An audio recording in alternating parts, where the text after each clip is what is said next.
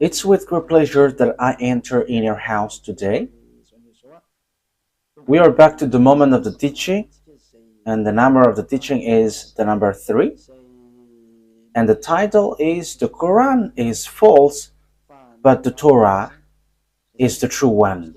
So that is what I'm going to prove today. So again, I am happy to greet all of you. Okay, let me adjust my clothes. Yeah, this is something that I have to do um, at the beginning of the teaching so that your eyes are not bothered. Your eyes and your, what else? Is there another things than eyes? Okay, Yahushua bless you all. It's the Amazon of Yahushua Elia who enters in your house now. So it's the teaching number 3 that you are following. Okay, let's go. Elia is going to explain that the Quran is false, but the Torah is absolutely true. So why we chose this title? Why I chose this title? Because the book of Quran criticize and blame the truth of the Torah. They say that it is wrong, it is being changed, and so on and so forth. But that is what Elia is going to bring. That are all wrong. So let's say that what they have said is true. So why they should wrote that wrong thing in their book, the Quran? That is not logical at all. So how can you write something wrong in your book? Doesn't that mean that the Quran is false? False double times, because you have wrote something wrong. And if you say we got the truth, so show that truth. But the Sefer Torah is always a Sefer Torah, and there is nothing like wrong or true, but it's only one. And Elia has one. That's why I am saying that. So that is something that I have to tell you that first. And having the Torah, the result is people who follow the book of Torah of beloved YAHVAH never sin anymore. They never sin anymore. They don't know how to do bad things anymore. They don't know how to sin anymore. So that is the most wonderful thing with that true God. They become people who never sin anymore, which Quran is not able to do. But the book of the God of Abraham, the Torah, it's only that.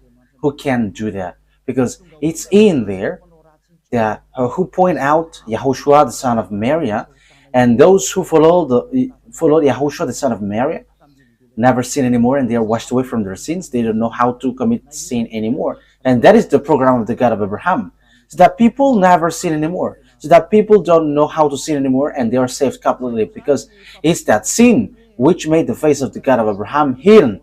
Whether you are Christian, fake Christian, or Muslims, whoever you were, as long as you are sinners, you cannot get along with that God of Abraham. That is the true one. That is the truth. So that is the first introduction of Abraham. And who has got the agreement? Who has received the agreement? And the children, their children. I'm going to explain that to you first, and after I give you the chapter and verse in the Torah. I'm going to give you first a chapter and verse in the Torah to tell you that there is no mistakes in there, but it's in harmony. Because Muslims say this, it's false because they want to talk about Ismail. They want to say that Ismail is the ancestors of all Arabs, and when they are pulling that Ismail thing, they started to blame the Torah, and they say it's the Quran which is the true one, because Ismail came from that, and Ismail is the chosen one, not Isaac. And that's why they blame the Torah, and they value the Quran by saying this is the absolute truth. But you haven't heard about that story except in the Torah of Jews, and you cannot deny that. So if the Torah of Jews, where you find that true story, how can you just blame like the Torah is false? And that's why I say if the Torah is false, you should not take, you shouldn't have take something wrong. And if you say you got the true one, show the true one. But Elia has the true one. If you have got the Torah, you should have been washed away from your sin and you never sin anymore. However, that doesn't exist in you, in Quran. Even the Quran said, you cannot make you cannot make anyone righteous, and there is no one who were washed away from their sins except those who follow YAHOSHUAH, the son of Mary. Okay, let's get to the true story to prove that you cannot deny the truth of the Torah. So it's as follows. So let me begin to tell it. So listen to you, all humans, listen to this story, you humans who were listening to the teaching of Elia. So when the story takes its end, we're going to get back and give you the chapters and verse. Look at the truthness of this word, because it's a word which is matching and in harmony, and you cannot deny what is in the. Because even his father Terah was an idolater, and when they left, they get to Haran. It's a place called Haran, and that is in Turkey. And when his father brought him to Haran, because they are wandering, and God showed himself to Abraham and said to him, go to the place where I bring you, because I'm going to make you great. I'm going to make your children blessed, a blessing for all the nations. So it's in that place Haran that Abraham talked to the God. And Abraham went and he reached to the Canaan land. And when he reached there, Father YAHVAH showed him that Canaan, and Father YAHVAH said, I have given this place to you and to your children. Yeah, there was no precision at that time.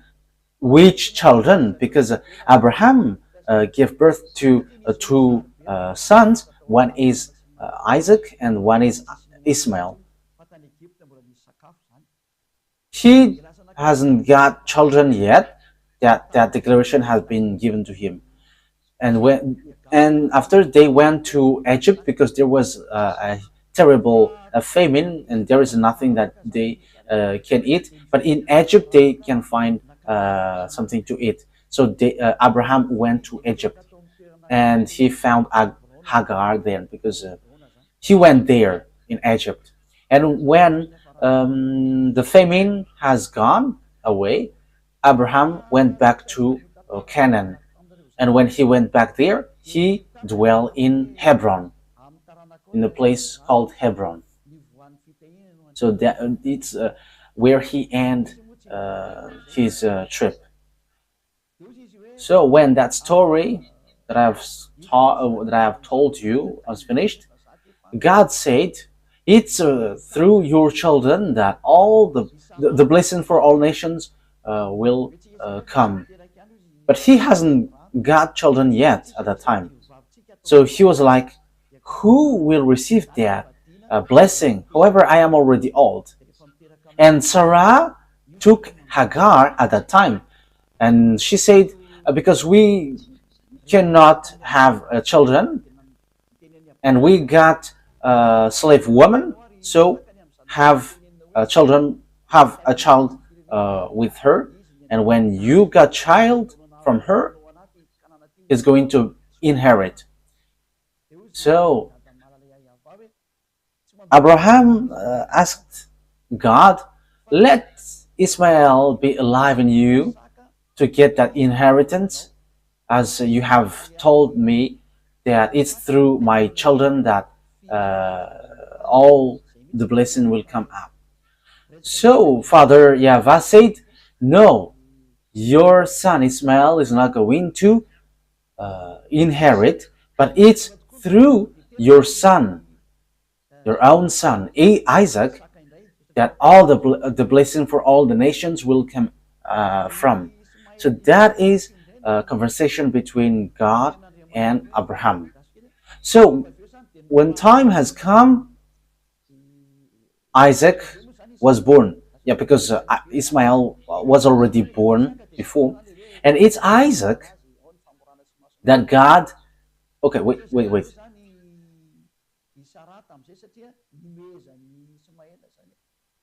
Yeah, wait.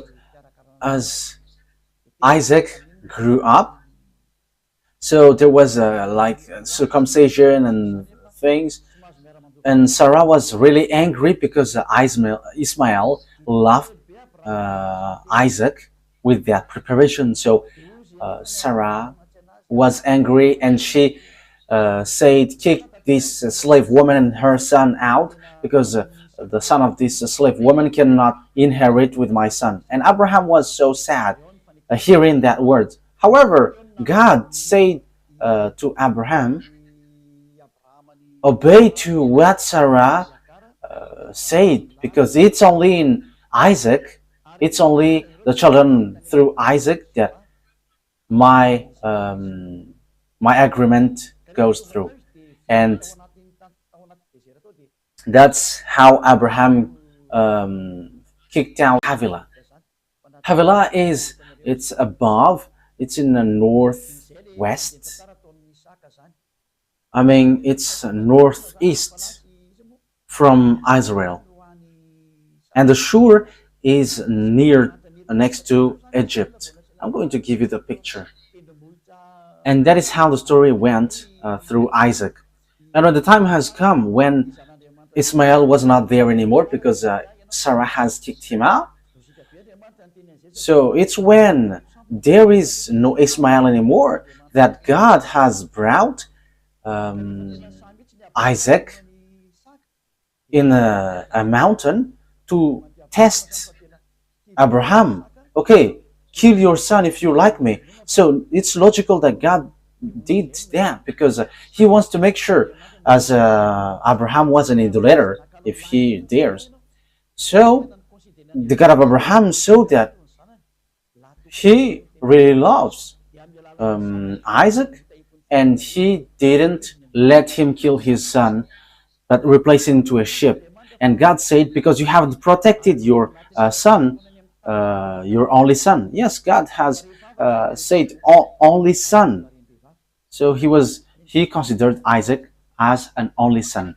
And it's through Isaac that I will bless all the nations. But God said, "You have to know that your children will go and will be slave in another nation. But remember that when they come back, they will bring lots of wealth." That is what God said. So what happened when that declaration has been made to Isaac? Yeah, Isaac died. He had two sons, Esau and Jacob. Esau is the elder one and Jacob is the younger one. And God said, "I don't need Esau, but I like Jacob. I hate Esau, but I like Jacob." That's what God of Abraham said. And Jacob has received the choice. And after, the children of Jacob is called Israel, and he gave birth to 12 children, where there was Levi and Judah. Moshe came from Levi, and Yahushua came from Judah, the son of David. A covenant for all people around the world to take away their sins. So that is how the story went. But after, when time has passed, there was another famine, terrible famine in the Canaan. Yeah, it happens in all the nations. But the children of Jacob went to Egypt. Jacob is Israel. When he has a fight with the angels of God, his name becomes Israel. So it's they who went to Egypt because of the famine which hit the land. So it's only in Egypt that they can shelter. So they all went to Egypt with Jacob and with his 12 sons and his wife. So they dwell there, and at the end, they were slaves. And the story continues. You see, it is a following up story. So where is the mistake? So when time has come, because they have been enslaved for 400 years, so the words of God were fulfilled. It's the children of Isaac through Jacob, who were enslaved 400 years. And when Joshua's era, and Joshua shared the land. Joshua is the soldier of Moshe. So that's how the story went. So here we can see that the God of Abraham said, the Canaan land belongs to Israel, and it's Israel who possess it. No one can have it. What happens is, we can see at the moment we speak, it's because of Muslims, the Quran, who said it. They pull that, and it's the, as they say, it's Ismail who were about to be sacrificed, and it's all about Ismail. Let me notice, Ismail is not Arab, but Ismail is Chaldean, is Babylonian. We know that the state of Babylonian is so strong at that time, where we can find Nebuchadnezzar. They have their own civilization, and it's the children of Ismail, because the children of Abraham is Chaldean, and his mother is Egyptian. So Babylonian, Chaldean, and Egyptian. So there is nothing to do with Arabs. So here, as I said, in Shur, near Egypt, and passed through Assyria, it's a little bit above. So they reached to Havilah, near to Turkey. So that's how Ismail's story went. He didn't get down to Arabs' territory. However, Quran took that, and they say that it's Ismail who is the ancestor of Arabs. And they just have pulled that, and they were like, the Canaan land belongs to them, not anyone else. Okay, so because the children of Israel went back to Israel, and everyone there were losing against them. So it's obvious it's the children of Israel. He was really angry, and Father YAHVAH, scattered them around the world. So he sent Nebuchadnezzar to destroy Israel, and Israel was completely destroyed, and they were captives. Lots of people attacked them, like Arabs, Greek, and Roman. And we know the story later that there was also Hitler, who attacked and destroyed Jews, and so on and so forth. So Israel was really destroyed. However, later, that YAHVAH remembers his word. Even though Father YAHVAH scattered them because of what they have done, Father YAHVAH said, I always remember what I said to Abraham. So Father YAHVAH has bring them back to Israel in 1822. So everyone knows about that.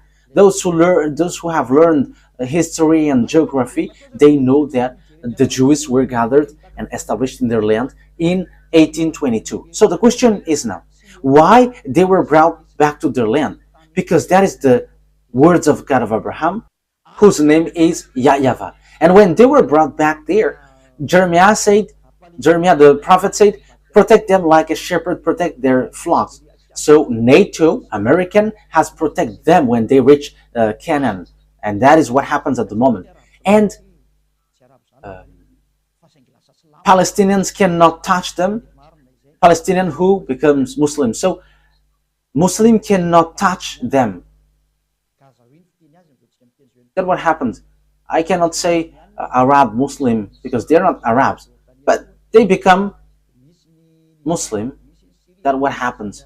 People around there are Muslim, and they're Palestinians. They're also Jordanian. It's in Cisjordania. There is also Lebanon, Syria, and they are fighting against it. If the God of Abraham, YAHVAH, is the same as Allah, let me repeat it again.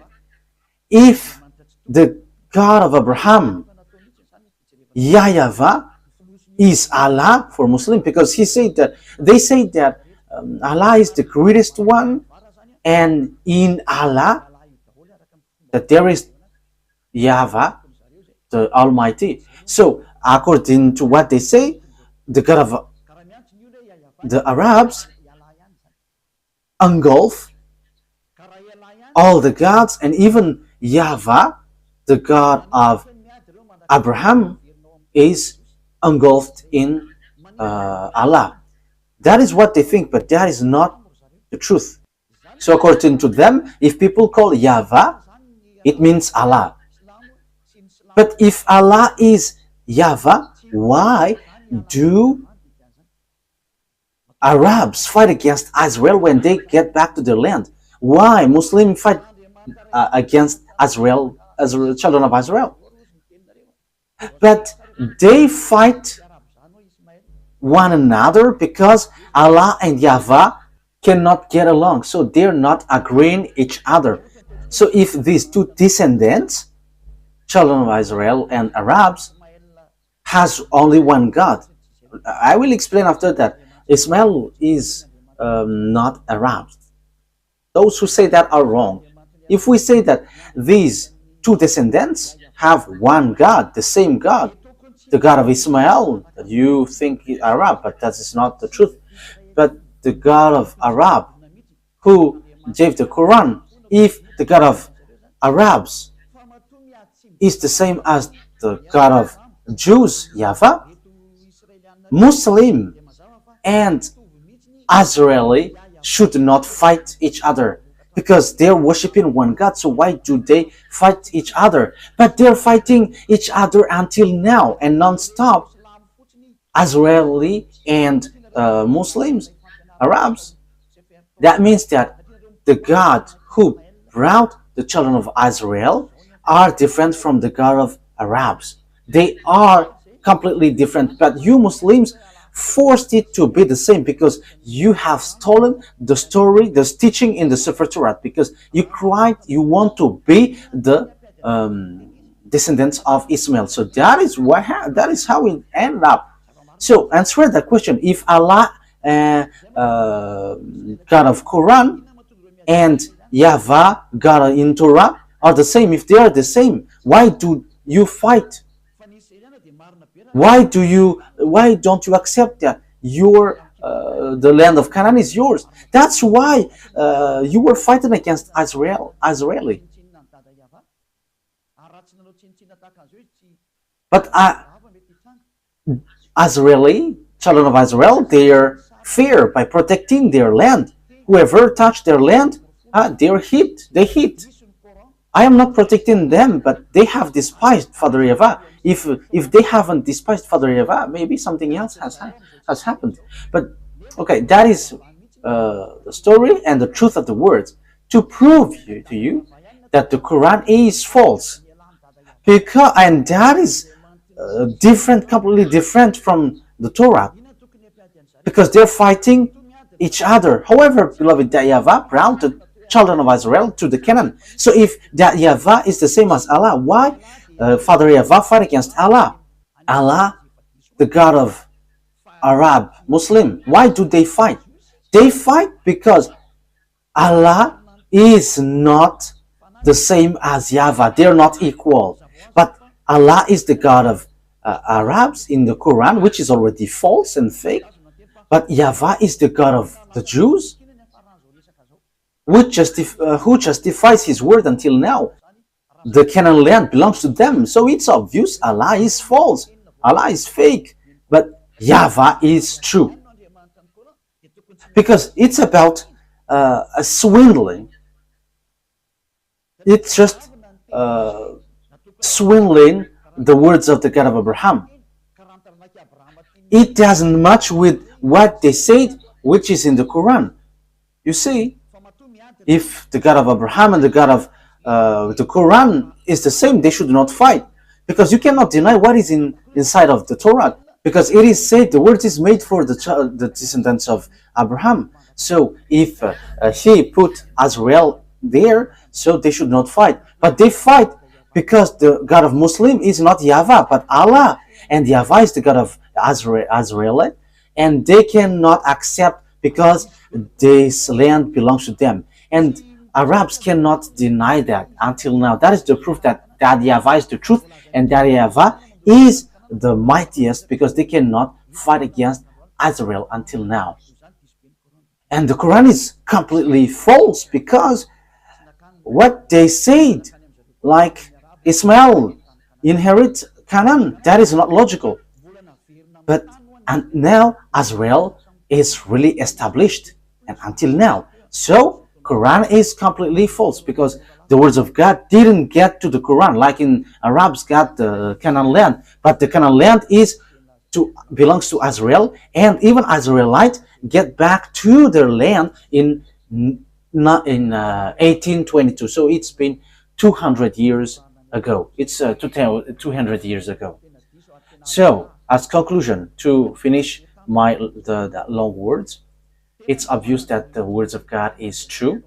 The Sefer Torah of Jews is the true one, but the Quran of Arab Muslim is false, and it's a thief.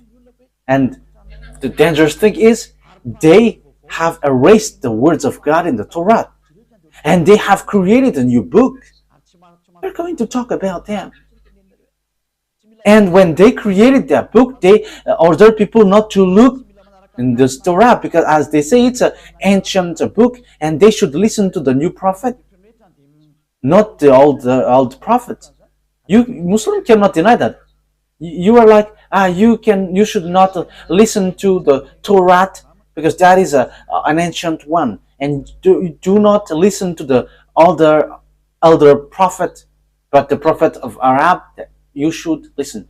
You're just forcing thing, but that is something wrong. Okay, let's follow up it with picture and with chapters and verse. Okay.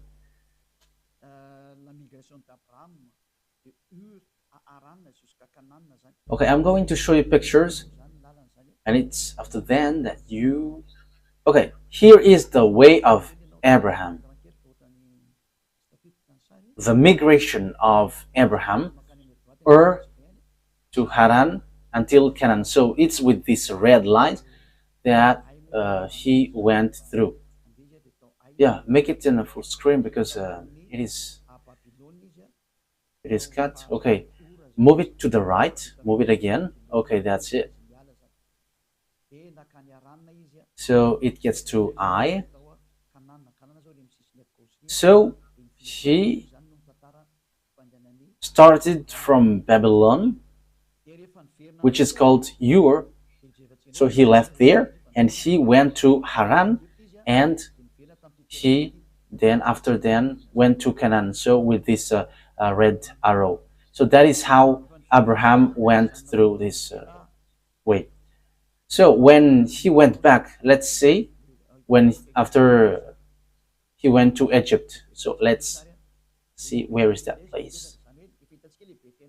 So when he went back, he stayed in Bethel, in Hebron. So yeah, they are a close each other. So he dwelled in Bethel. After seeing this Bethel and Ai, it's in Hebron. It's near the Black Sea, Dead Sea. So here is the Hebron that I have talked to you. So he dwelt in between Hebron and Ai, Bethel and Ai. So that is the story of Abraham during his migration.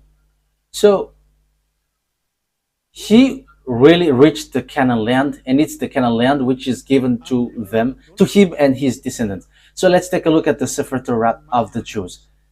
Let's read the chapter and verse from now on.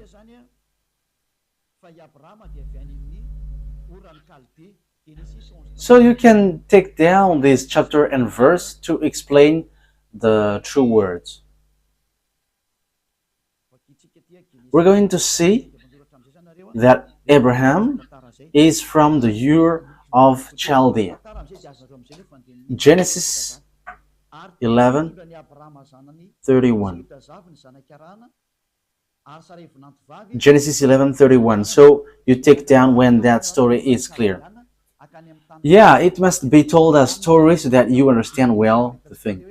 Terah took his son Abraham, his grandson Lot, son of Haran, and his daughter-in-law Sarai, the wife of his son Abraham, and together they went out from Ur of the Chaldean to go to the Canaan. But when they came to Haran, they settled there. So that is what I have shown to you. So Haran is next to Turkey. So that is it. Okay. So when Abraham get to Haran, Father YAHVAH called him to get down to the place which is given to him, which is the Canaan. So let's read Genesis 12 verse 1 to 5. Genesis 12, 1 to 5. YAHVAH had said to Abraham, "Go from your country, your people, and your father's household to the land I will show you. I will make you into a great nation." So 1 to 5. "And I will bless you, I will make your name great, and you will be a blessing." So you will be a blessing. So it's through his descendants that this world will be blessed. "I will bless those who bless you, and whoever curses you, I will curse. And all people on earth will be blessed through you." So that is blessing for the people around the world. So Abraham went as YAHVAH had told him, and Lot went with him. Abraham was 75 years old when he set out from Haran. He took his wife Sarai, his nephew Lot, all the possessions they had accumulated, and the people they had acquired in Haran. They set out for the land of Canaan. They arrived there. So they went to Canaan as the picture I've shown to you before. I think that's clear. I think that is already clear for all of you. So they went to Canaan. They reached Canaan according to what God said. "I'm going to bless you here, and it's through your descendant that I will bless all the nations." And beloved, YAHVAH said that it's the descendants of Abraham who will inherit him in this Canaan land. But there is no precision at the time which of his descendants, because he hasn't given birth yet. So we can see that in Genesis 12:8, that we can see God has given declaration that it's through your descendants that I give this land. So 12:7, YAHVAH appeared to Abraham and said, "To your offspring I will give this land." So he built an altar there to YAHVAH, who had appeared to him. So Father YAHVAH said, "This land belongs to your offspring, your descendants." So which one of the descendants of Abraham owns the land? But let's the story goes. Let's see another story.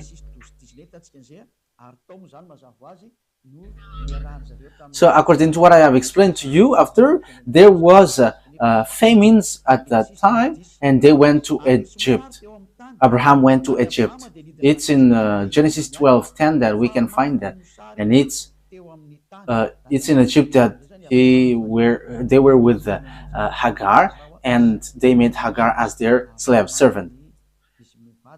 Genesis 12:10. Now there was a famine in the land, and Abraham went down to Egypt to live there for a while because the famine was severe. So Abraham went to Egypt, and they met Hagar, and they made Hagar as servant for both for this couple. Let's carry on. So how the story continues to explain that. Abraham came back, and he dwelt between Bethel and Hai. So he went back to Israel in Bethel, between Bethel and Hai. We have shown you on the picture. So let's read that on Genesis 13, 1 to 3. Genesis chapter 13, verse 1 to 3. So Abraham went up from Egypt to the Negev with his wife and everything he had, and Lot went with him. Abraham had become very wealthy in livestock and in silver and gold.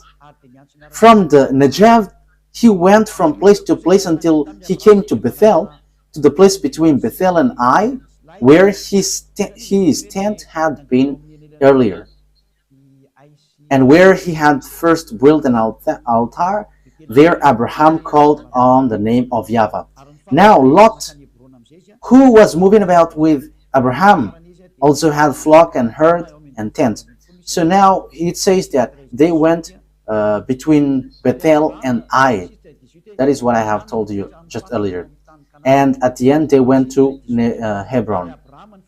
At the end they went to Hebron. It's in the verse 18 that we can find that. Genesis 13:18. So it's where he ended up his trip in Canaan. So Genesis 13:18. So Abraham went to live near the great trees of Mamre at Hebron, where he pitched his tent. There he built an altar to YAHVAH. So God's words affirm that he dwelt in the Canaan land. And he sent Abraham to wander in the Canaan land to see the length and the width, looking on the eyes. But this land is yours. Yes, the land is so wide. The land where Cisjordanian, Palestinian, and Lebanon, it belongs to them. To Syria. Yeah, the land of Israel is so vast. But Muslim has seized it. When they are attacked by Muslim, yeah, they become Muslim Arabs. Yeah, when we are talking about them, it's Arabs, but it's not the case. Yeah, it's a huge topic about the Ismail. That is a huge topic. Okay, let's carry on. I have shown you the picture of Hebron. Now, who is going to possess the Canaan land? That is the question that we are going to ask. Which descendants will possess the Canaan land? You may say, I am fast. I have explained to you, and now I'm just giving you the chapter and verse. However, I am still explaining and get back to the story. So this is the one who will possess the Canaan land according to the chapter and verse. Genesis 12, 6-7. Abraham traveled through the land as far as the site of the great tree of Moreh at Shechem. At that time, the Canaanites were in the land. YAHVAH appeared to Abraham and said, "To your offspring I will give this land." That's it. So the one who will be given that Canaan land is the descendants of Abraham. But which one of the descendants of his descendants? In Genesis 13:12, we're going to read that. Genesis chapter 13, verse 12. We're going to read. You may say, yeah, it keeps repeating. Yeah, that is not a problem. It's an emphasis. Abraham lived in the land of Canaan, while Lot lived among the cities of the plain and pitched his tent near Sodom. Now the people of Sodom were wicked and were sinning greatly against YAHVAH. So the children of Israel dwell in the land of Canaan. So we're going to see what is the words of Father YAHVAH about this land. Well, whose land is where Abraham dwelt. So Genesis chapter 13, verse 14-17. Abraham said to Abram after Lot has parted from him, "Look around from where you are to the north and south, to the east and west." So it's in Hebron. Look around from where you are to the north and the south, the east and west. All the land that you see, I will give you and your offspring forever. So, the land of Canaan is given to the offspring of Abraham. But who's going to possess this? So, let's read. on verse 17. Go, walk through the length and breadth of the land, and I'm giving it to you. So he is sent to look around, go to see the land which is given to him. So that is a promise that YAHVAH has promised to Abraham. So it is well established that this belongs to Abraham. It's so wide, from north to south, to east to west. So everything that you can see, it belongs to you. The land is so wide, so huge. Okay, let's get to another situation. The question is, who among the descendants of Abraham that he has given birth, who will possess the land? But that is the problem until now. That's why this war occurs. That's why I told you, this God, Allah and YAHVAH are not the same. Allah is the fake God of Muslim, for Arabs. I have told you, I have proved you how he is wrong. And I have given you also the God of Abraham, which goes through Isaac and Jacob. So let's continue the words. So whose descendants will possess this? Genesis 15. We're going to read the verse 4 first.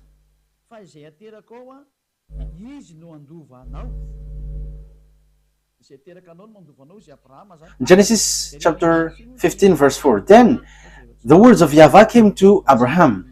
This man will not be your heir, but a son who is your own flesh and blood will be your heir.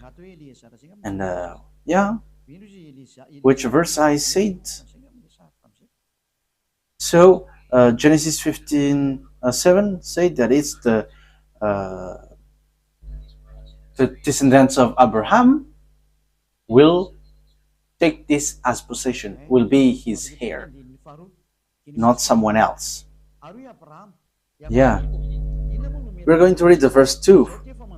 But Abraham said, Sovereign YAHVAH, what can you give me, since I remain childless, and the one who will inherit my estate is Eliezer of Damascus? And Abraham said, You have given me no children, so a servant in my household will be my heir. Then YAHVAH said, No, he's not going to be your heir, but it's your own son who will be your heir. So, his heir, according to the words of God that we are going to read, it's Isaac. We're going to read the Sefer Torah of Jews. It's Isaac who is going to be his heir.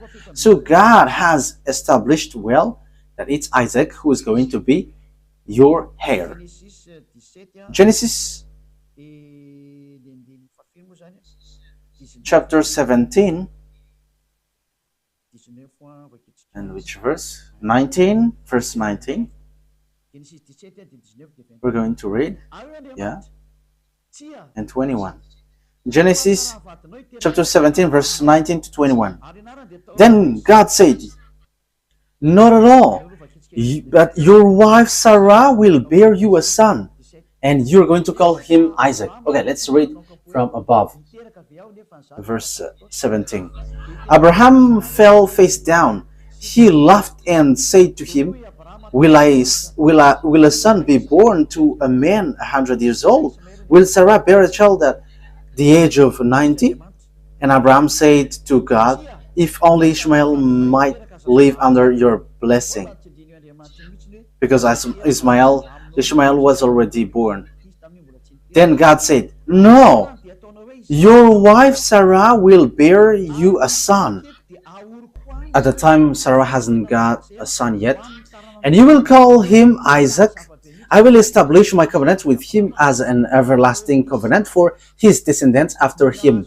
So the words of the God of Abraham is so clear here that it's in Isaac who received the covenant, and he's going to establish the covenant in the children, in the descendants of Isaac. So it's obvious that Ismael is being kicked out here. He's being rejected. He's being kicked out here.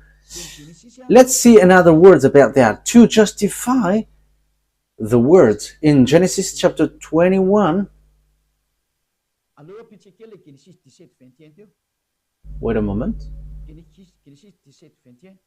Let's add the Genesis 17:21. But my covenant I will establish with Isaac from Sarah will bear to you by this next time year. So Sarah hasn't got a son yet, that he said, I will give my covenant to Isaac, but no one else. So let's read that. It's in Genesis 17:18 that God has kicked out Ishmael. Genesis 17:18. And Abraham said to God, if only Ishmael might live under your blessing. Then God said, no, but your wife Sarah will bear you a son. So Ishmael cannot be a heir. Father YAHVAH said, he cannot stand before me, in front of me. So the children of Ismael and Ismael were being kicked out by and rejected by Father YAHVAH. So in Genesis,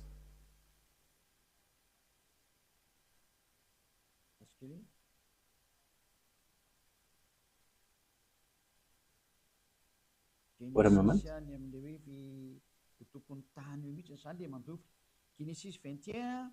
Genesis, it talks about the owner of the land, the one who will possess it. Genesis chapter 21, verse 9 and 10. So here we will see that Hagar has been kicked out. Kicked this slave woman and her son out because he cannot be here with my son. And God of Abraham agreed with that. That is what the Sefer Torah said. And it's really the children of Isaac which get to the Canaan land. And there is nothing to do with Ishmael. And we can see also that those who were slaved 400 years in Egypt was the children of Isaac, not the children of Ishmael. So Genesis 21 verse 9 to 10. But Sarah saw that the son whom Hagar the Egyptian had born to Abraham was mocking. And she said to Abraham, get rid of that slave woman and her son, for her woman's son will never share in the inheritance with my son Isaac. Yeah, Ishmael laughed at Isaac, and Sarah was angry, and she kicked them out. But Abraham was not okay with that. But immediately the God of Abraham entered in stage by saying, follow that word because that is the true one. So if we have listened to that story, how can we falsify something which is really in harmony? So how can we change these worlds which is matching and which is in harmony? But you just don't want to listen to the truth. Verse 12. But God said to him, do not be so distressed about the boy and your slave woman. Listen to whatever Sarah tells you, because it is through Isaac that your offspring will be reckoned. So that is what the words of God say, said by the God of Abraham. It's through Isaac that will be reckoned. So we can see that God has rejected Ishmael. Let's get back. Let's get to another word. We're still analyzing all the things. Let's read the next one. And I am also repeating what I have told you earlier, and I am repeating the same thing. So that God said that Isaac is called the only son. So Ishmael is being excluded. like two sons. But God said, your son Isaac, only son. Genesis chapter 22 verse 15. So here we can see, so here when Ishmael and Hagar were kicked out, God said, give me your only son, make him as a sacrifice for me. So it's when Hagar and Ishmael went away that there is this sacrifice. So Muslim with this Quran were wrong by saying that it's Ishmael that Abraham brought. That didn't exist in Torah. The Torah, which was in 2000 BCE, that doesn't exist in Torah.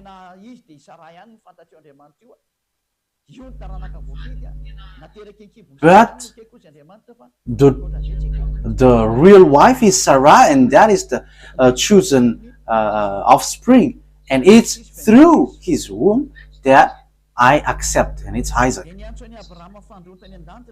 Genesis chapter 22 verse 15. The angel of YAHVAH called to Abraham from heaven a second time and said, I swear by myself, declares YAHVAH, that because you have done this and have not withheld your son, your only son. So it called only son.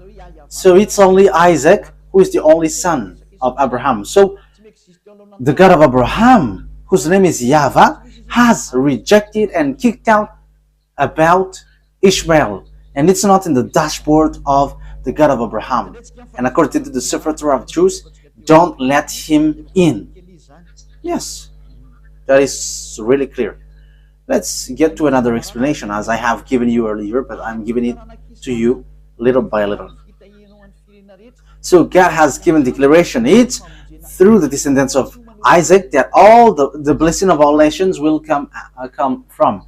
So the salvation, it's about the salvation for the people to become someone who never sin anymore. That is the meaning. So that they become righteous. So we can see that even the book, the one who wrote the book of Quran, he have asked for forgiveness. If you know the story, he was not sure yet if he will go to paradise or not. He's not sure yet if he will go to the heaven of heavens or not. You have to follow your book. But Elia, in our book, we say that we are sure 100% our way when we're with the God of Abraham. With Yahushua, the prophet, the last prophet in Jews, he sent. Okay.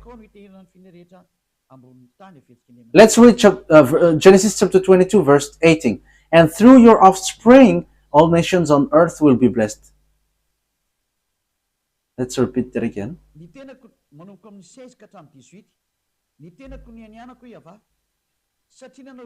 So from the verse 16 to 18. And said, I swear by myself, declares YAHVAH, that because you haven't done this and haven't protected your son, your only son, it's Isaac, I will surely bless you and make your descendants as numerous as the stars in the sky and as the sand on the seashore. Your descendants will take possession of the cities of their enemies, and through your offspring all nations on earth will be blessed because you have obeyed me. So it's clear, the offspring is Isaac. So the offspring where the salvation come from is from Isaac, and it ends to YAHOSHUAH.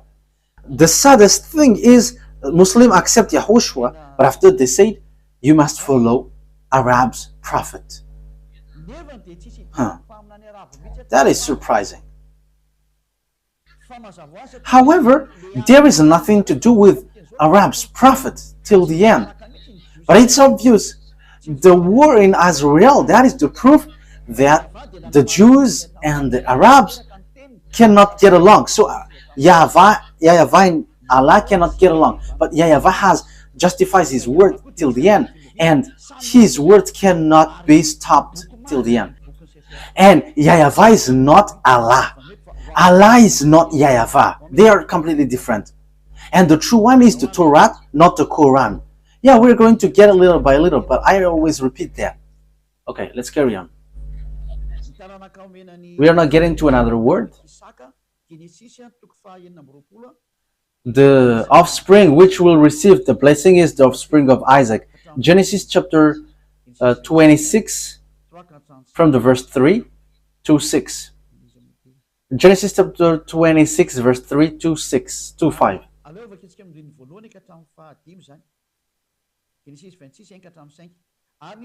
Let's start from the verse 1 to 5. Genesis 26, 1 to 5. Now there was famine in the land, besides the previous famine in Abraham's time. And Isaac went to Abimelech, king of the Philistines, in Gerar. And YAHVAH appeared to Isaac and said, do not go down to Egypt. Live in the land where I tell you to live. Stay in this land for a while, and I will be with you and will bless you. For to you and your descendants I will give all these lands, and will confirm the oath I swore to your father Abraham. I will make your descendants as numerous as the star in the sky, and will give them all these lands. And through your offspring all nations on earth will be blessed. Because Abraham obeyed me and did everything I required of him, keeping my commands, my decrees, and my instructions. So here it's clear that as Abraham has obeyed well to his God, YAHVAH, so that YAHVAH has kept his word, I will bless him. So here Abraham told to Isaac in Genesis 26 again, Bereshit for Sefer Torah, in Sefer Torah. So the word is really clear here that the covenant of God went to Isaac, the blessing for all the nations around the world. So it comes from the offspring of Isaac. So there is nothing to do with Ishmael or Arabs. So Arabs are excluded till the end. So Arabs cannot get into this. Like there is no word which gets to Arabs. That doesn't exist. The Torah reject that till the end. That's why I say to you, what is in Quran is not logical. There is kinds of strong manipulation, because here it's your descendants who will be blessed, and that is in the Sefer Torah of Jews. So what kind of words which is being manipulated if we are listening? What kind of words which is being manipulated if we are hearing this story of Abraham? Even the whole word, the whole book, it's in harmony. There is nothing that you cannot touch or modify. So how can you Muslims say it in your Quran that there is falsified words? There is something which has changed there. What has been changed? Even there is a long words and which was in harmony. So what can you change? But let's carry on the words. Genesis, where have we left? Okay. So the blessing went to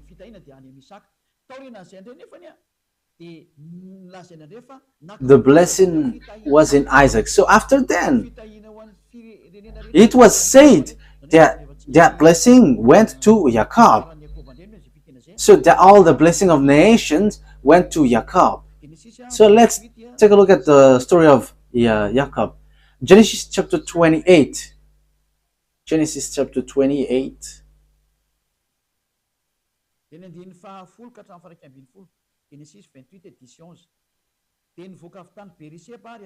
So Genesis 28 verse 10 to 11. Jacob left Beersheba and set out for Haran. When he reached a certain place, he stopped for the night because the sun had set. Taking one of the stones here, he put it under his head and lay down to sleep because it's already night. And he had got a dream, and he saw the angel of God going up and down. So in the verse 13, God, YAHVAH, has shown to him. There above it stood YAHVAH, and he said, I am YAHVAH, the God of your father Abraham and God of Isaac.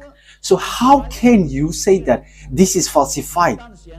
It is really well established, God of Abraham and God of Isaac.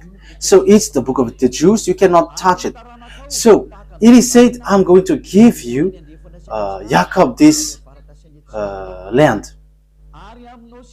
Your descendants will be like the dust of the earth, and you will spread out of the west and the east, to the north and to the south. All the people on earth will be blessed through you and your offspring. So here, it's through your descendants that the all earth will be blessed. So here, there is no mistakes in the words of Father YAHVAH, but it is really matched in harmony. And it is said that it is made for the descendants of Abraham, went to Isaac, went to Jacob. So here, this is the sign which is given to you. Let's read that sign. Okay? Remember there that the descendants of Jacob, which is called Azrael also. Okay, let's read that. In Genesis chapter 32, verse 39. So here, where the name Azrael comes up. What? Where is that?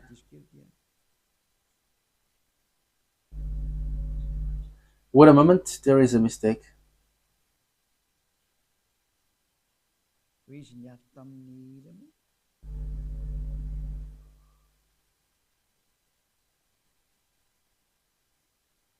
When he fought,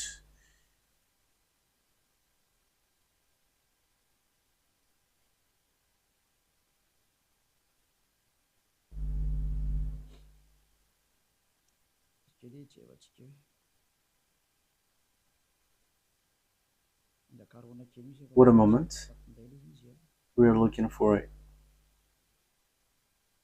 I must look for it because I have lost it.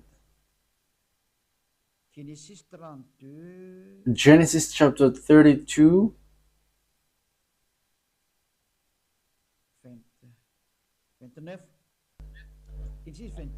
verse 29. Genesis chapter 32, verse 28-29. Then the man asked him, "What is your name?" "Jacob," he answered. Then the man said, "Your name will no longer be Jacob, but is Israel, because you have struggled with God and with humans and have overcome." So God, the God of Abraham, has changed the name of Jacob into Azrael. So from then, Azraelites are called Azrael. So that is the children of Isaac, children of Jacob, children of Isaac, children of Abraham. So that descendants would be slaved in Egypt, according to the words of God.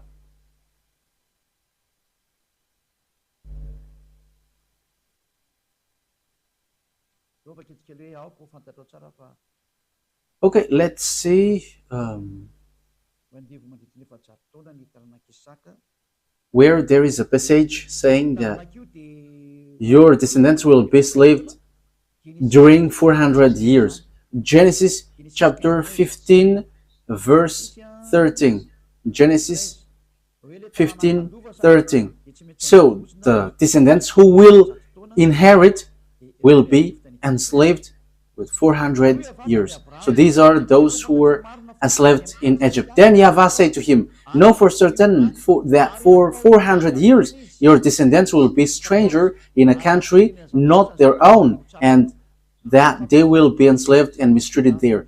Verse 14, "But I will punish the nation they serve as slave, and afterward they will come out with great possession." So the descendants who will be chosen and who will bring the covenant for all humans, and it's about salvation of all humans, and the descendants who is going to be the heir of Abraham will be slaved in Egypt, where Father YAHVAH led them to be.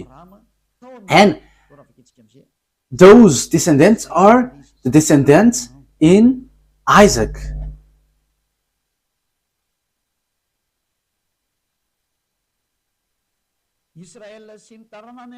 Azrael and his offspring were slaved in Egypt according to Genesis chapter 46 verse Genesis chapter 46. Okay. Genesis chapter 46 verse 1 to 7. So Azrael set out with all that was his, and when he reached Beersheba, he offered sacrifices to the God of his father Isaac. And God spoke to Azrael in a vision at night and said, Jacob, Jacob, here I am, he replied. I am God, the God of your father, he said. Do not be afraid to go down to Egypt, for I will make you into a great nation there. I will go down to Egypt with you, and I will surely bring you back again, and Joseph's own hand will close your eyes. Then Jacob left the Beersheba, and Azrael's sons took their father Jacob and their children and their wives in the cart the Pharaoh had sent to transport him. So they went to Egypt, and they brought everything that they had in Egypt. Verse 6. So Jacob and all his offspring went to Egypt, taking with them their livestock and their possession they had acquired in Canaan. Jacob brought with him to Egypt his sons and grandsons, and his daughter and granddaughter, all his offspring. So everything that they had in Canaan, they brought it into Egypt. So it's obvious that Canaan belongs to them. So they were slaves in Egypt. So you see, we went from Genesis 11 to 46.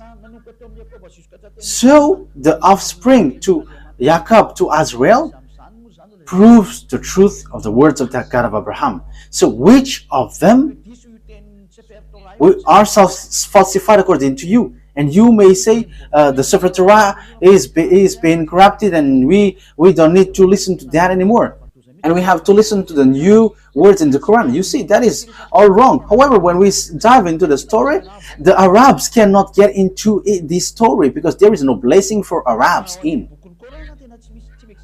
Whether in the Quran, that doesn't exist, but they just force with this situation, and they were like, it's an ancient book, but now it's Quran. This is the new model. This doesn't work. That is to fight against the God of Abraham, and his name is YAHVAH, because that is his real name. We cannot say let's call him, but his real name is YAHVAH. Let's carry on the words. So they are the people who went to Egypt and they were slaves there. Let's read the words of God about that. So the Azrael were suffered in Egypt. So in Exodus chapter 2,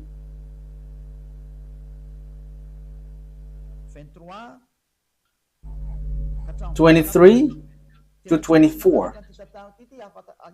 So we must follow this story so that we know and we can see the mistake in the Quran, which despised and rejected the Sefer Torah of Jews, so that they can establish the prophet that they must follow. That is the reason. They were like, get this aside. This is the new book. Follow the new prophet. Don't listen to the previous one anymore. However, when we are listening to the story in the Torah, it's obvious that the descendants of Ishmael are being kicked out. There is nothing to do with Arabs. So in the Quran, it's a trap just to reject the Sefer Torah of Jews, which is the word of the God of Abraham, YAHVAH. So that is unaccepted. That's why Elia came to bring the glory of beloved YAHVAH back. Yeah, the teaching is a bit long. I'm not going to cut it until the words ends, because you are already carefully listening to its end. Exodus chapter 2 verse 23 to 24. Genesis 2, 23, 24. During that long period, the king of Egypt died. The Israelites groaned in their slavery and cried out, and their cry for help because of their slavery went up to God. And God heard their groaning, and he remembered his covenant with Abraham, with Isaac, and with Jacob. Now it keeps repeating. The covenant in Abraham Isaac and Jacob. So there is nothing to do with Arabs. There is nothing to do with Ishmael, but that is just a made-up story, so that people don't follow the Sefer Torah of Jews, but will follow a fake God. And God looked on the Israelites and was concerned about them. And he remembered, this is the word that I have told to Abraham. So God has looked over them. So when it reaches more than 400, it's approximately 430 years. So the words was being fulfilled. Exodus chapter 12, from the verse 37. We're going to read it. Exodus chapter 12. Oh. Exodus chapter 12.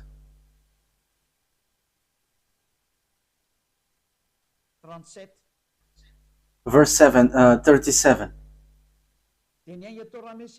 The Israelites journeyed from Ramesses to Succoth. There were about 600,000 men on foot, besides women and children.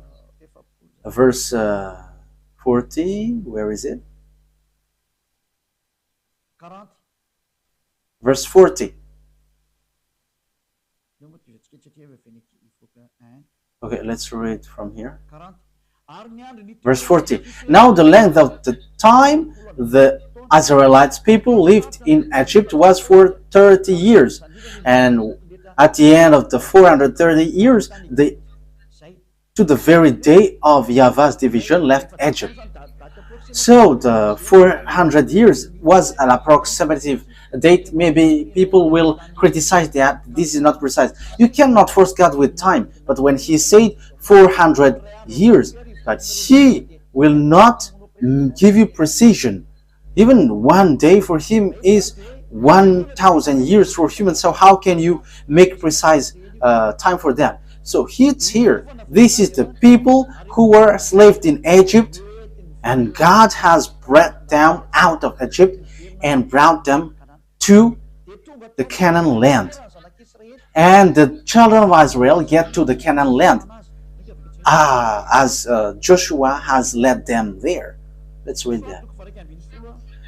Joshua chapter 11. Joshua 11:23. Joshua 11:23. That the children of Israel get to the Canaan land, and that is to tell you all who follow this teaching. There is nothing that you can deny with what Elia has taught here.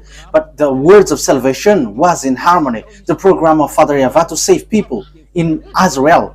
And devils wanted to manipulate in all way. But you devils cannot move anymore. Elia has arrived. And this teaching cannot be gone against anymore. The truth must get back to the truth.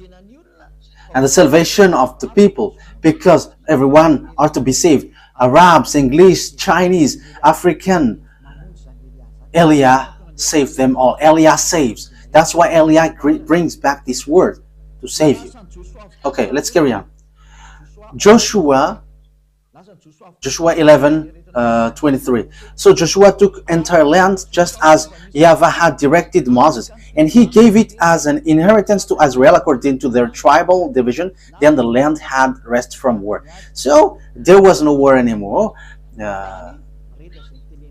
because Joshua has taken all the entire land, as Father YAHVAH said, this is all your land. So when they seized the land, the words of Father YAHVAH has been fulfilled, and Ishmael cannot get included. There is no Ishmael who said, where is our part of land? No, there is no such thing. And until now we see that it's the land belongs to Israel. So what happens after? When the children of Israel, the mindless one, the fool one, did bad things again.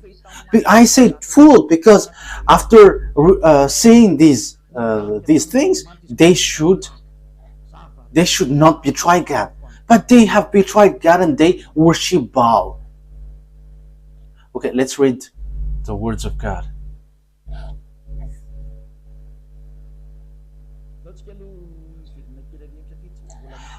Now I would like to get back to the topic who was being sacrificed, because we have seen that the word is in Isaac and Jacob, and we're slaved in Egypt and we're brought back to Israel. So who is being sacrificed?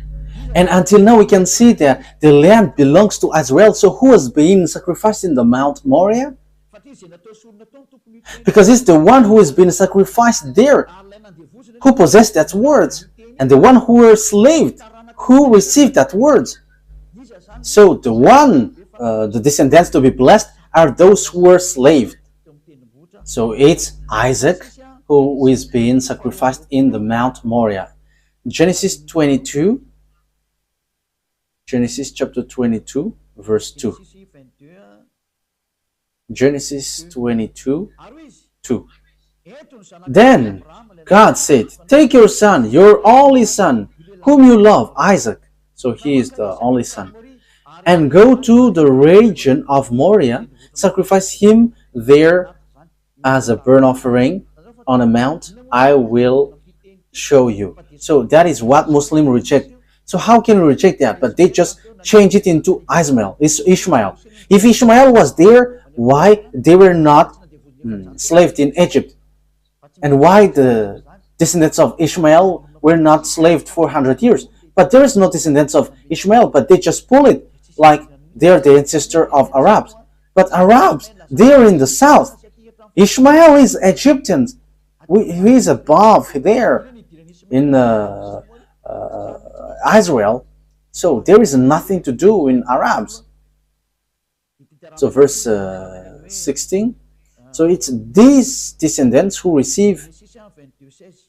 Okay, Genesis chapter 22, verse 16 and 17. We get back to this.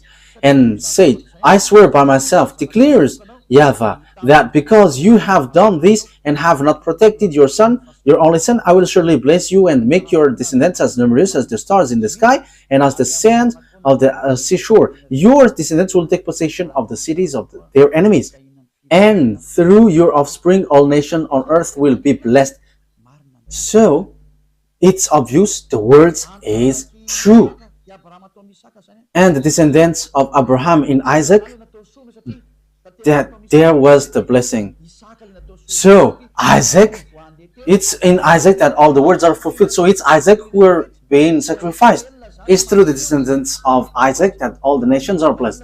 So if Ishmael died there, for example, it should be the descendants of Ishmael who should be enslaved. But there is no children of Ishmael who were being enslaved. But it's the descendants of Jacob. So it's obvious that the one who was about to be sacrificed in Mount Moriah was Isaac. So Ishmael is rejected. Arabs are rejected. The Quran is fake, false. There is nothing true in that anymore with this truthness. So let's see that these they have worshipped idols. Oh, where was that? Because we know the story about the salvation for all people, YAHOSHUAH. It comes from this offspring. So YAHOSHUAH came out from that. We're going to talk about that next time, but let's get back to the story. Because when they get back to their land, it's obvious that YAHOSHUAH came from Israelites. So we know the story. He was born by Maria, and he brings the salvation for all the people around the world. Glory be to beloved YAHVAH. Glory be to YAHOSHUAH. But children of Israel sinned, and they end up by being scattered out of their hand. Because Father YAHVAH said, if you broke my law, I'm going to scatter you. Leviticus chapter 26, and also we're kind of ending the word. Verse 14, 15. Leviticus 26, 14, 15. But if you will not listen to me and carry out all these commands, And if you reject my decrees and abhor my law and fail to carry out my commands and so violate my covenant, then I will do this to you. I will bring on you sudden terror, wasting disease and fever and so on and so forth. Okay, let's read on verse 33. Okay, let's start from the 32. Okay, 31. If you don't obey my law, this is what I'm going to do to you. Leviticus chapter 26, verse 31 to 33. I will turn your cities into ruins and lay waste your sanctuaries, and I will take no delight in the pleasant aroma of your offering. I myself will lay waste the land, so your enemies who live there will be appalled. I will scatter you among the nations. I will draw out my sword and pursue you. Your land will be laid waste, and your cities will lie in ruins. So I'm going to make you lose against your enemies. So that is what Father YAHVAH said, because they have worshipped Baal. So judge.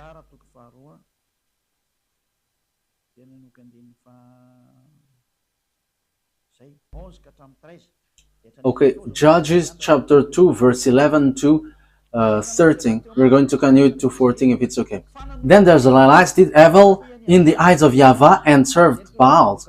They forsook YAHVAH, the God of their ancestor, who had brought them out of Egypt. They followed and worshipped various gods of the people around them. They aroused the anger of YAHVAH, because they forsook him and served Baal and Ashtoreth. In his anger against Israel, YAHVAH gave them into the hand of riders who plundered them. He sold them into the hands of their enemies all around, whom they were no longer able to resist.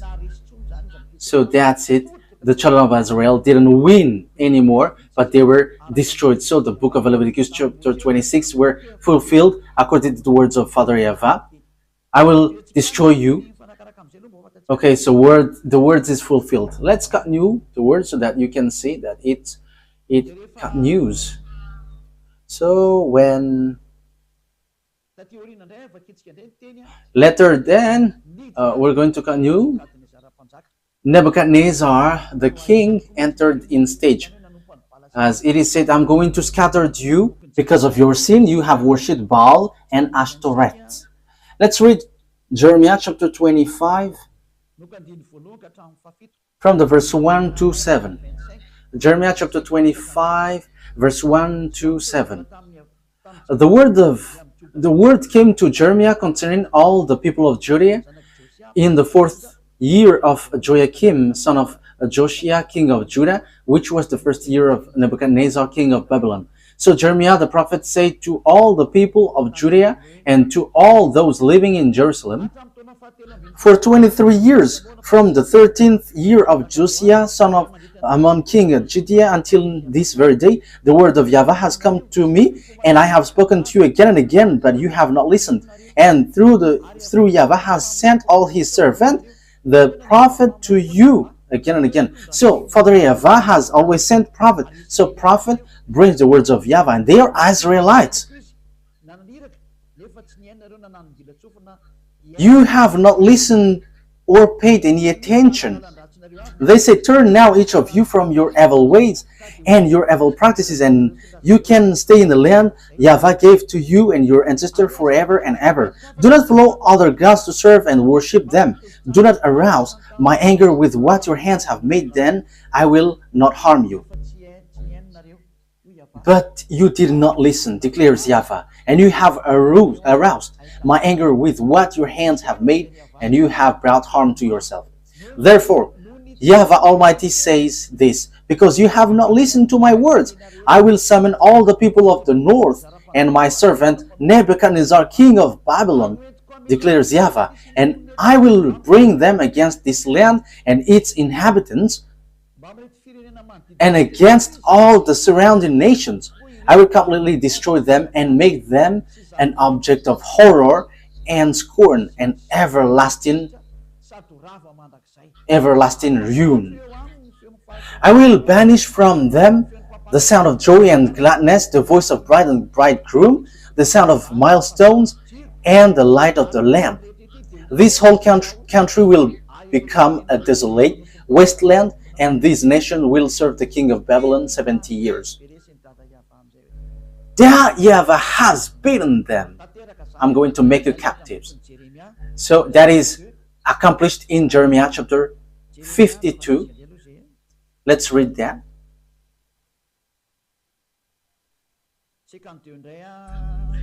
Jeremiah chapter 52,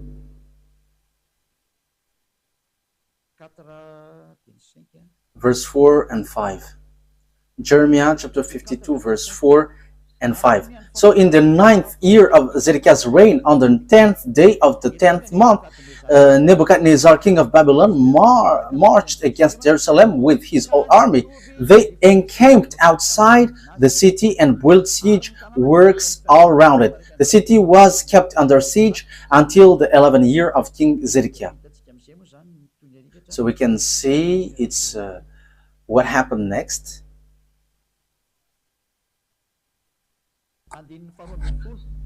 Verse 12. 52, verse 12 to 14. On the 10th day of the 5th month, in the 19th year of Nebuchadnezzar, king of Babylon, Nebuzaradan, commander of imperial guard, who served the king of Babylon, came to Jerusalem. Verse 13.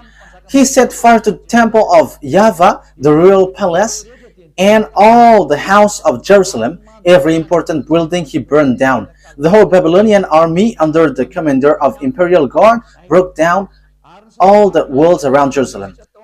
Nebuzaradan, the commander of the guard, carried into exile some of the poorest people and those who remained in the city, along with the rest of the craftsmen and those who had deserted the king of Babylon.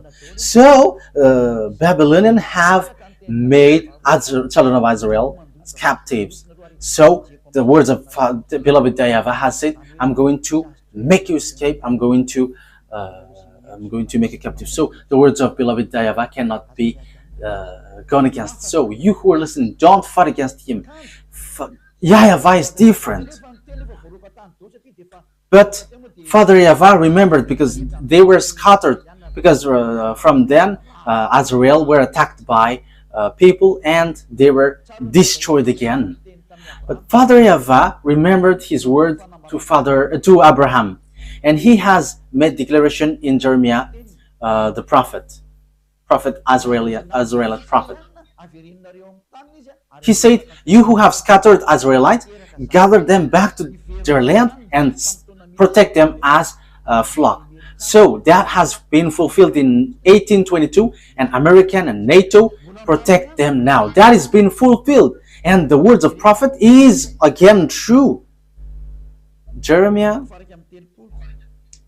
chapter 31, verse 10.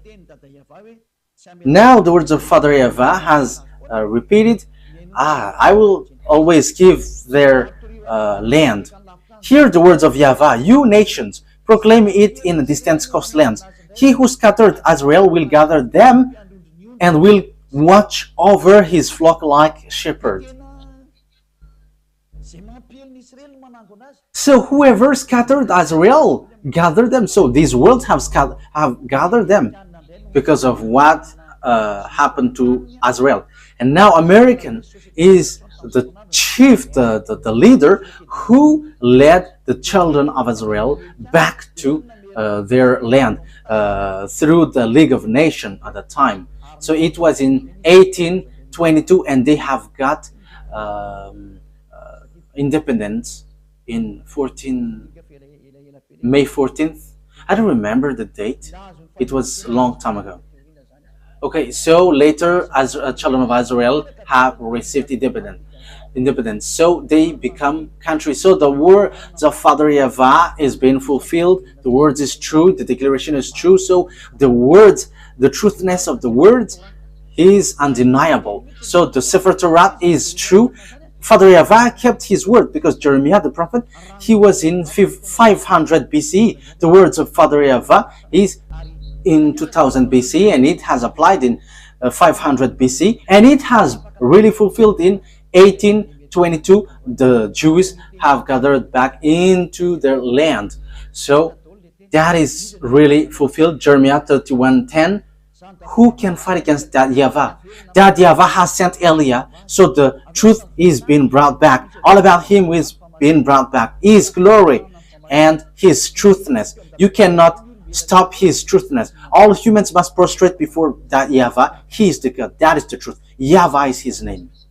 There is no one who can fight against him. You must get aside. Allah, get aside. You cannot get into that anymore. I give you the proof.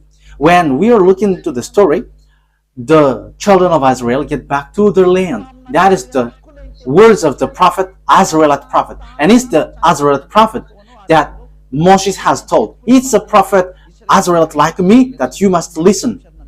So the words of the prophet Jeremiah has been fulfilled. The children of Israel get back to their land. So who among you can say that the words of the prophet of Arabs or English or Chinese has authority? That has no authority. That has no authority, because it is said it's the words of the Israelite prophet, which has been accomplished from Abraham to Moses to Jeremiah, and it has been fulfilled in American and to the world, the whole world. So the question is, if the children of Israel get back to their land, and we have seen that. That is, I'm getting back to my previous explanation. If Allah is the same as YAHVAH, the Muslim and children of Israel should not fight against each other, because it is said you are going to inherit the land of Israel. So if Allah is same as YAHVAH, Palestinian Arabs or whoever around Israel should not fight against Israel. They should welcome them. But why do they fight each other? They're fighting each other because Muslim Arabs and Israelites cannot agree.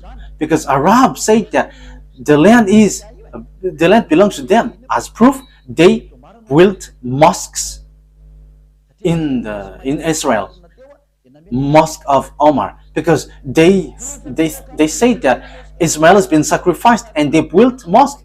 That is something that you cannot deny. And that's how you say that it's your land. Yeah, the Mount of Zion is the Mount of Moriah. So it's your mosque, which is the proof. And you insist that this Canaan land is yours. Israel is yours. And you don't accept them to dwell in. As proof, you built mosque. Why do you fight against Israel? If YAHVAH is equal Allah, you should not fight. You should applaud and welcome the honor of the words. But you fight against each other and you kill one another until now, and even you do some kamikaze. Arabs has done kamikaze.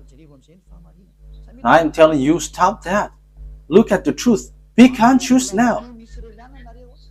As long as you kill Israelites and you cannot agree one another until now, the God of Abraham is really and completely different from Allah. And you cannot equal YAHVAH to Allah. You cannot mix Allah and YAHVAH. YAHVAH is really separated.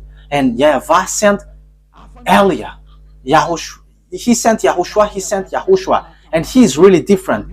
YAHVAH is the true God.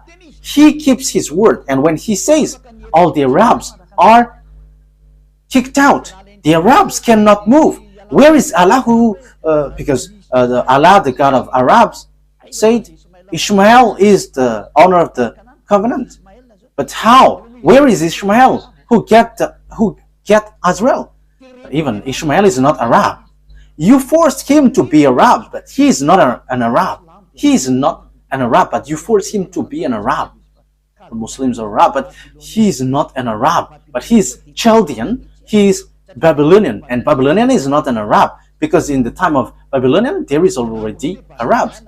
But Arabs are not Babylonian, and Babylonian are not Arab, but they are different. We are going to talk about that next time. Now we are still in the teaching. But here it is really clear that the God of Jews, Abraham, YAHVAH is his name, and he is really and completely different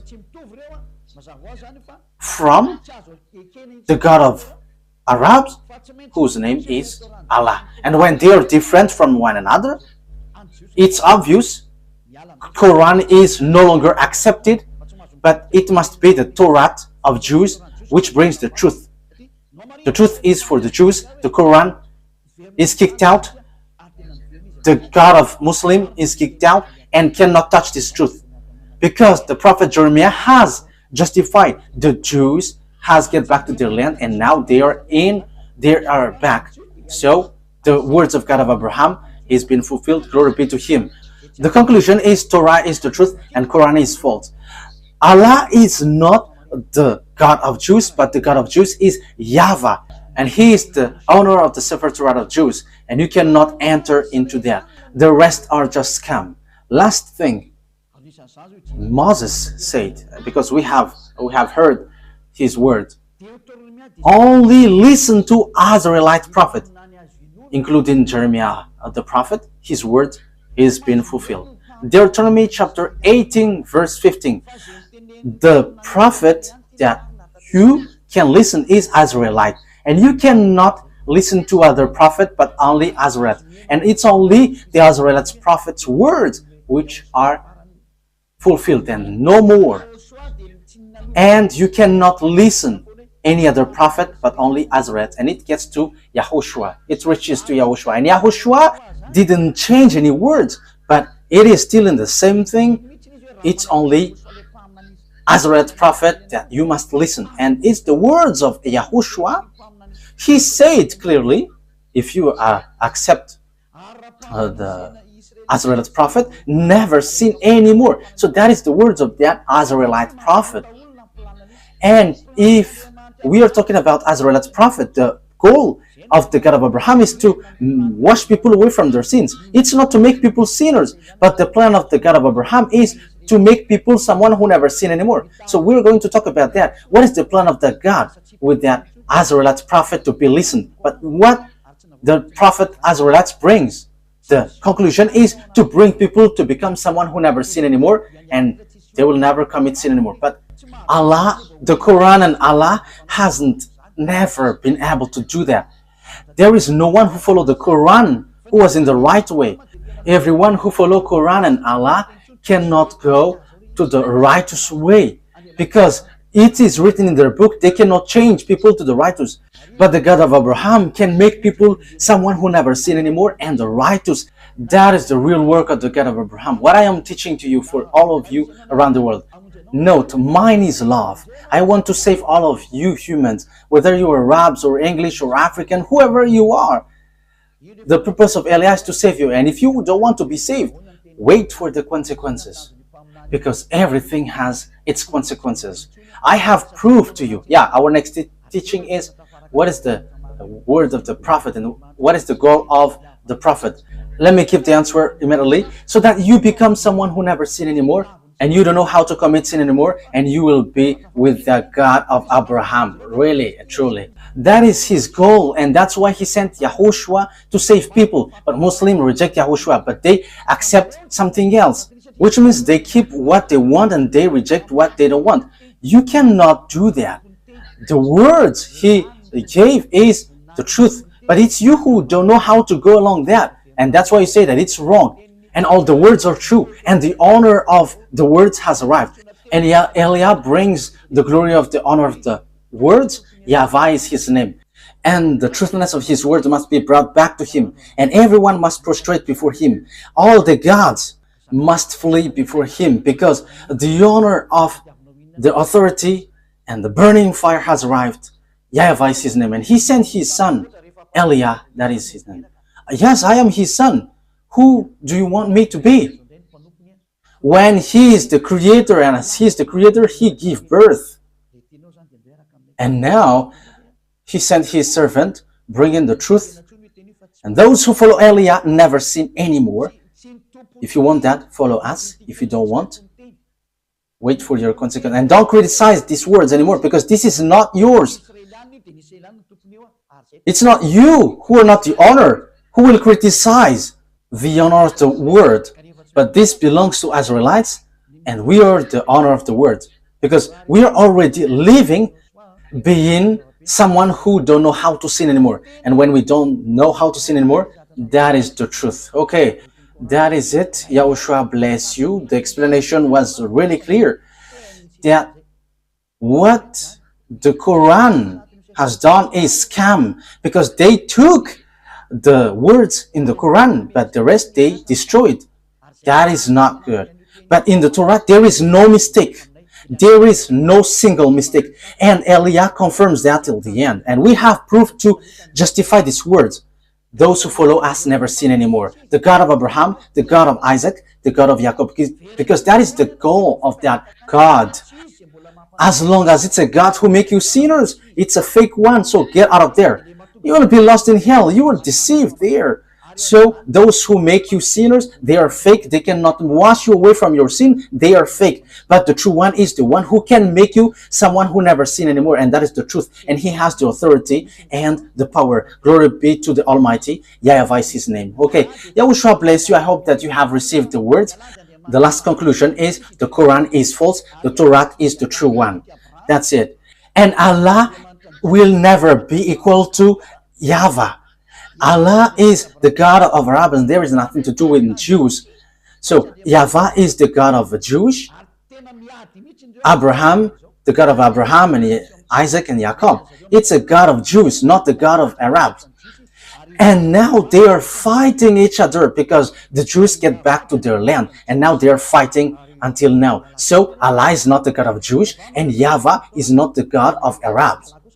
But YAHVAH is the God of Jews, and Allah is the God of Arabs. YAHVAH has the Sefer Torah, but Allah has the Quran. They cannot get along. It's a foolishness and stupidity for those who get them along, but they have their own. But once you get to the Sefer Torah, we must enter in stage, because that belongs to our dad, so we will never accept that. And the goal of that Sefer Torah, the purpose he sent all the prophet, is to make people someone who never sin anymore, and that is being fulfilled. Glory be to the Almighty. That is all about love. We arrive to bring love, but if you don't want to receive the love, the disaster will come to hit you. It's already here. That's why we are saved. I am saving you. Come to beloved YAHVAH. Come to the true God of Abraham. YAHVAH is his name, not Allah. YAHVAH never gets along with Allah. That is all lies. YAHVAH is really different, and even he fight against Allah. However, Allah cannot fight against him until now, because his word is now being accomplished now until now. That's why come to YAHVAH. He is the true God, and follow YAHOSHUAH. He sent because he is the Savior. Let's pray together. Thank you very much, beloved YAHVAH. Glory be to you forever. I have brought the proofs, and I have brought the truth. There is no words which can go against your truthness. And it's the responsibility of Elia to explain to people around the world about the goodness of your word, because everything that you have said and you have written in your Sefer Torah are true, and that cannot be shaken, because that has been fulfilled until now. That those who are selected to go to the eternal life, let them hear and listen and see this teaching and these words of Elia. Glory be to you, beloved YAHVAH. Respond to my prayer, respond to my call every day. You will protect the words and the teaching and the declaration. In your name, YAHOSHUAH, that I make all the prayer. Hallelujah. Amen. So that is our meeting for today. YAHOSHUAH bless all of you. See you on the next teaching. Goodbye.